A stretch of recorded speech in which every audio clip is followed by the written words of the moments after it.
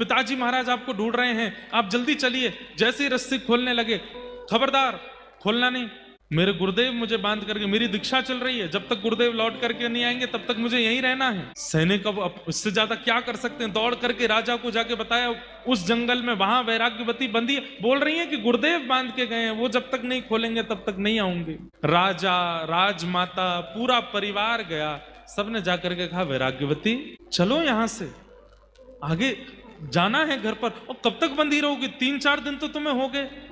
पिताजी आप तो जानते हैं बचपन से ही मेरा स्वभाव वैराग्य का रहा है, कृपा करके जब तक मेरे गुरुदेव आके ना खोलें तब तक मेरे को स्पर्श मत कीजिएगा, मेरे गुरुदेव ही आकर के रस्सी खोलेंगे तभी मैं यहां से जाऊंगी। राजा बोले तुम्हारे गुरु कौन है, क्या नाम है, कौन से संप्रदाय के हैं, किस शहर में रहते हैं, कहाँ उनका आश्रम है, कुछ तो बताओ।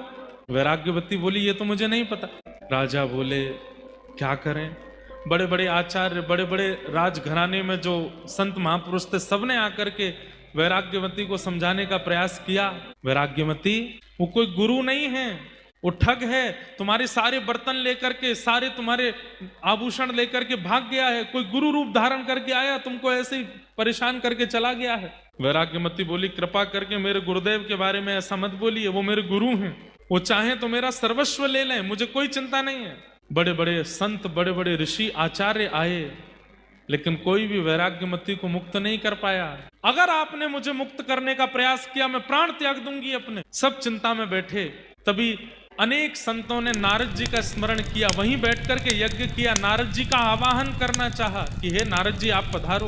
हाथ में करताल लेकर के, वीणा लेकर के श्री नारद जी प्रकट हो गए और प्रकट होकर के बोले कहिए क्या बात है। बोले कि हमारी पुत्री यहाँ पिछले करीब 10-12 दिनों से बंधी हुई है और कह रही है गुरु आके खोलेंगे तो ही मुक्त होंगी।